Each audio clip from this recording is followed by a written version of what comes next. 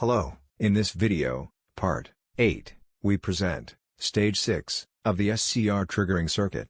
In this stage, which is considered the output stage, we connect pulses produced in stage 5 to the base of a general-purpose transistor.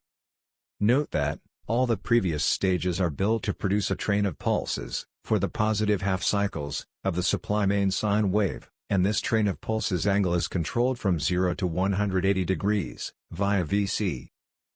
The same stages are repeated, and also connected to the same transistor base, to produce a train of pulses for the negative half cycles of the supply main sine wave, and is controlled from 180 to 360 degrees by the same control voltage Vc. That is why this is called full wave bridge. The term half controlled is because the bridge have only 2 S.C.R instead of 4. A pulse transformer with 1 primary and 2 secondary coils is used to send the generated pulses to the S.C.R 1 and 2. Meanwhile, this isolates the electronic triggering circuit from the main power circuit. In this way, by changing the DC voltage level control voltage Vc, the triggering angle of the S.C.R 1 and 2 is changing, causing the DC motor speed to change accordingly.